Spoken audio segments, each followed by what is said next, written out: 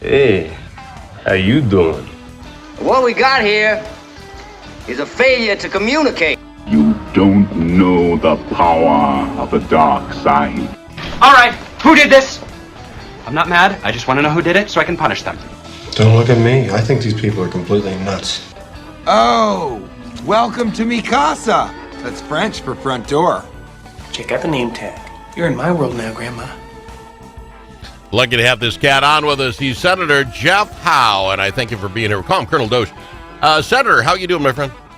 Terrific, and that was a great lead-in on this. You know, you don't understand the power of the dark side. We don't, it's a failure to communicate. All of that is a great lead-in to what we're going to talk about. We're going to talk about it, but I want to start with the niceties first because I'm going to get mad and the time will go by.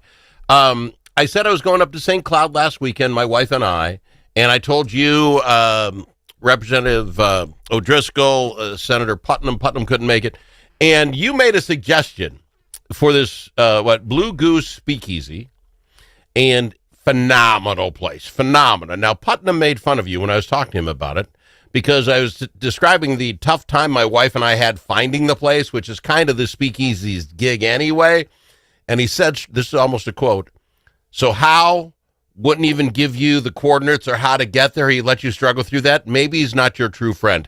And you know what? He might have a point. You could have told me more than it's just in St. Cloud. That is part of the whole thing, is it not? Isn't that part of the excitement? Is to figure out how to get there? Yeah, and you're absolutely correct. And it was. And I'll tell you what. And Ray, right? Ray's the owner's name. Ray. Yeah, Ray here. He's got the smallest little gold mine I'm ever going to see. When you get in there, if you go there, folks, if you're in St. Cloud, visit Blue Goose Speakeasy. Internet will get you to the block. After that, it's people have fun watching newcomers wander. But being said, you get into the place, and I don't know if it seats maybe 40 people total. I mean, I'm just taking a guess. It's not many. The drinks are fantastic. This Mac gal that runs the place, and oh my God, might be the best bartender I've ever seen work. She's flying, elbows, and the drinks are fantastic. They got specialty cocktails from their place, and not overly expensive. Which I mean, I'm going to be quite frank, I was rather impressed with. And then the food, what do you call them, hors d'oeuvres or whatever, appetizers, fantastic. I could not have been more happy that you chose that place and let me find it. I mean, let me find it. I would kind of waited for you to ask me because I was going to tell you got to go to PP5. You got to go to Pioneer Place, the old Eagles Club. Yeah.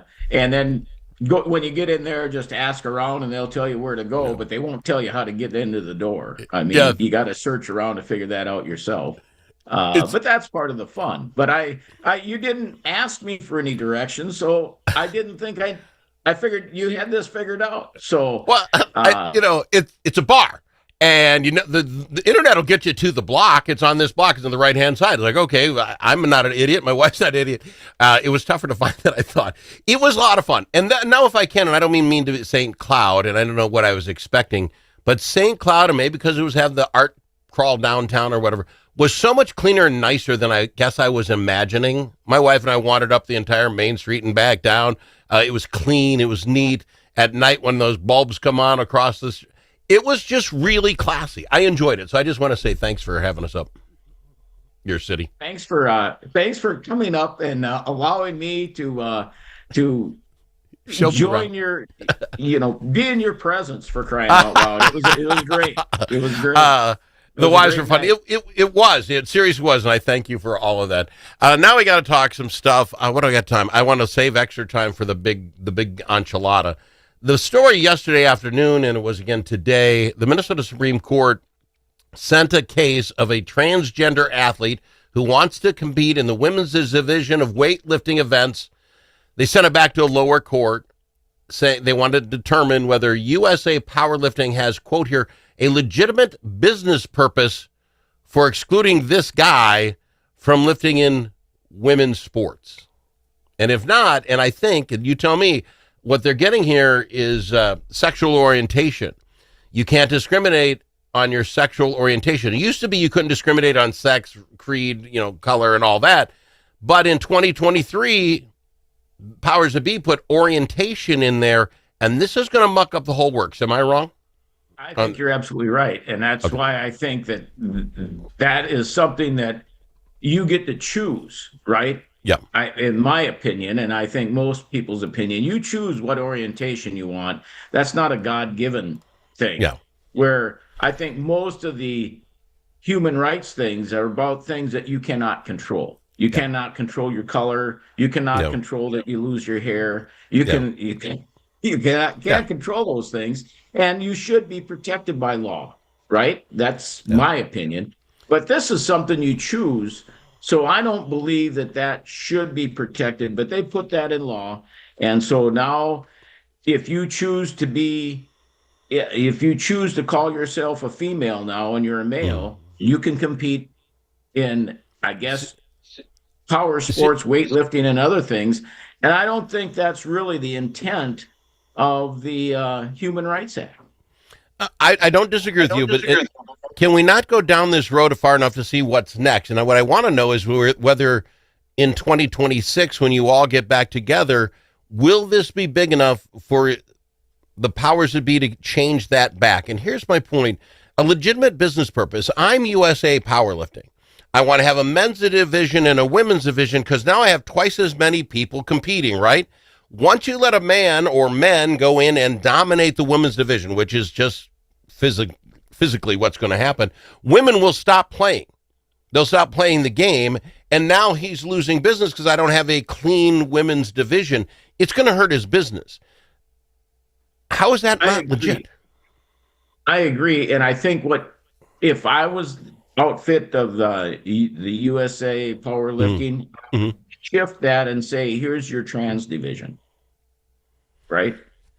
Yes. I don't. That way they get an opportunity to compete, but they can't compete in these two. They have to compete. Because I just read also that they let some, I think it was in Taiwan, they left this male boxer that is competing in the female division to compete because they didn't have it in their rules that they had to be, there was a gender test. And he beat the snot out of some 19-year-old woman, and they threw the towel in. I mean, she was getting hit in the head so much she just threw the towel in, and I think that's what we have to look at. I mean, we need to be able to, when we think of Title IX, when we try to do the college sports and high school sports stuff, I think this falls right in line with that. If we now kind of commingle that stuff, aren't we losing what the intent of the Title IX was, and to give women a chance to compete with their own gender? Now you're gonna. If we keep going, I think that's a huge step in the wrong direction. I don't know what they were thinking. Keep going down this road, and you might as well. Schools are all trying to save money, trying to get by. Well, guess what? You can get rid of half your sports because it's all co-ed now. If you'll pardon, it's all whatever way you want to go. Have one set of basketball teams. One football play if you want to, one gymnastics teams, guys get. You do this, and women will be back to the 60s when it comes to sports, and it's you'll see one here. You'll see a rarity of one here, one there playing in the sport. One might be a kicker. You will not see them compete like they can today, and the great things that happen. My daughter played volleyball. She played softball. Love competing, right? Yep. We'll lose all that. And I think that's a travesty. I completely agree. We're going to go to break. That isn't even the big story today that's gotten me up in arms, and hopefully Colonel DOGE as well. We'll talk to him about what we actually knew and when about all this fraud. It's coming up next with Senator Jeff Howe. Tired of one-sided media and divisive noise drowning out your conservative values? Take back the conversation with Braver Angels. Join a grassroots movement to restore civility and find common ground without compromising your principles. As a conservative, your voice matters. Share your perspective on issues like immigration and public health in Red Blue workshops and help rebuild trust in our great nation. Be a leader in depolarizing America. Sign up for free at mn.braverangels.org. Braver Angels, where conservatives, liberals, and independents unite for a stronger republic. You know that car sound that sounds like a cricket playing a banjo? Jays can fix that. You know when you step on the brakes and your car sounds like a pair of tennis shoes in the dryer? Paul is a guy who specializes in that. And you know that sound that never happens when the mechanic's around? Paul took a whole course on that. If you own a car, you need to know Paul. Paul owns Jay's Auto Shop, 202 North Main Street, Blue Earth, 525-1052, 525-1052.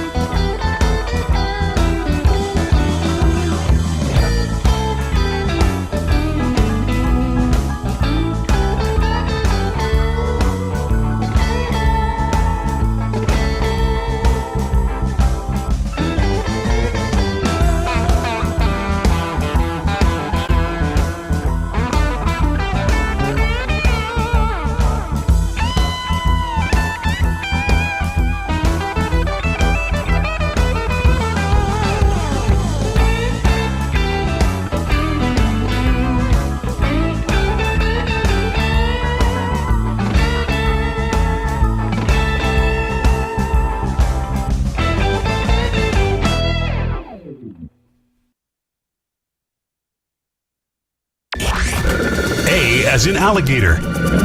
L also in alligator. But it's not alligator. It's the Al Travis Show. All right, get set to get upset. He's Senator Jeff Howe. We're going to talk Colonel DOGE here. Commentary in the Star Trib today was all about when we knew what and where. Is Walz finally on board with checking all this stuff out? Here's just a couple of the sentences that drove me nuts. For example, an Office of Legislative Auditor issued a report on child care fraud. The chair of that House Human Services Committee dismissed the report, said, hey, don't worry about it, there's always fraud. And she refused to allow the report to be presented to the committee. So the OLA, which we pay to find out crap, finds out crap. She doesn't like it, says it's always going to happen. She would not let the committee hear it. How does that work? Like-minded House members joined criticizing OLA for investigating allegations of fraud in Human Services program. The then Speaker was thoughtful, supportive of OLA's work, but acknowledged that some members of her caucus were upset. They felt the OLA reports were subjecting Human Services program to too much criticism. The Speaker said that the former county prosecutor she knew the fraud was addressing was real and needed to be investigated. However, acknowledged that House committee chairs had been instructed to not give the OLA reports about fraud any public hearing. What? So where did that come from? It came from Speaker Hortman at the time. Yep. And who told her not to do that? I think it goes right to the top, right? And now he's saying, well, I hate that fraud more than anyone because these are my programs. Well, apparently you wanted to put a shield up saying, no, we get nothing to look at here. Don't look at the man behind the curtain. He's got nothing to do with this, right? How if the OLA is not able to give those reports, cannot a Republican House or senator, a representative or senator go to the OLA and get them and present them themselves? Does a committee chairman literally have the power to say, we're not going to talk about crime here? We're just not. Here's the deal, is that they are out there for the public to look at. The OLA comes on and does a presentation that all of us legislators get an opportunity to tune into or go to and ask questions. But the key thing is having a public hearing at the committee. So what they did was they stifled the public's availability to see this and ask questions in the public arena. And that is what they did is they just pulled the shade on the window and said, you're nothing to see here. And that is the frustrating part. And so, of course, if you draft legislation, which we normally do, because the OLA has always got recommendations in the back of there saying, here's what needs to be fixed, and this is how we recommend you fixing it. So we look at those, and we usually draft legislation to that. So if the chair of the committee says we're not going to listen, we're not going to have that report, they also can say we're not going to look at that legislation either. So that's where the stonewalling is. This is crazy. They also felt that the reports were subjecting human services program to too much criticism, particularly programs administered by Somali community organizations. So now we get an OLA report saying this is rampant or whatever in a particular organization, particular group. We won't look at it because it's too populated by one group. You know, we're not going to look into bank robberies because definitely it's generally bank robbers who are doing it. What do you mean you're not going to look? I don't care who it is. I don't care what race, creed, color, religion you are doing. If you're defrauding the taxpayers, we should want to take a look at that. I don't care who it is. And if we can improve the system, how do you improve the system to prevent this if you're not going to take us to do some scrutiny and look at it? The OLA is a nonpartisan group. We keep it that way. And so they will tell us whether there's nothing to see or whether we need to do some things. And she put it out there that they had the same things popping up because you know how we get to we recommend, the legislators recommend to the OLA what we want them to look at, what programs we want them to look at, right? So we recommend, the legislature recommended them to look at this. They looked at it, and that's why you don't see it year after year of them looking at a program. It comes up every so often because we say, hey, we think we need to take a look at that. And so if the majority of the legislators say, yeah, we need to look at that, we look at it. And then we don't take the report. We don't do public hearings. Don't do anything with it. And we don't air out our dirty laundry. What are we doing? Well, so what is this going to do? Walls is they're completely shocked. I can't believe this is happening. But when asked by Hauser, is there going to be more? He's like, yeah, probably. These are pretty good criminals. This guy, everybody knows what's going on. They're just not putting it out there public. Can this keep working, and can he get us a third term? Really? Well, in my opinion, he doesn't deserve a third term. He didn't deserve a second term. How do we not take this story? I'm telling you, take this story and find out who all these people are they're talking about. None of the names were, thrown out here, except Fortman has already passed, but none of the other names, and Speaker, obviously, that was easy to tell. But none of the others, the chairman of this committee, the chairman of that committee, all the chairmen who said, I don't want to look at your OLA committee, your report. Why can't I know who those people are? I want names. Put them out there. Stand up for yourself and say, why did you skip that report? You know what? That shouldn't be too tough because it's all in the books. Okay. We can look. And I will go back and see if I can find that because it should be in the little green book or the little blue book. It's all in there. We just have to go find that edition in 2023 because this is when it really happened because that's when she was speaker. So 23 and 24. So all we have to do is go back and take a look at that and we can find it. So fair enough. Somebody's got to stand up for what they did. Oh, the reason was what? Because this story says the only reason was we didn't want to know. We'd rather not know. We should be able to ask them the question is why, right? Yep. And if they're gonna say because I was told to by, that's what I really want them to do, but they aren't gonna do it. Fair enough. Hey, I gotta go. You got my blood pressure up. The more important things. Well, my blood pressure's up. I gotta fly. We're out of time. Thank you, Senator I'm Howe. gonna go take a second blood pressure pill just to kind of calm my nerves down now. Thanks, this story Al. was amazing today. Okay, thank you, my friend. You hit the puree button, man. Yeah, well done. All right.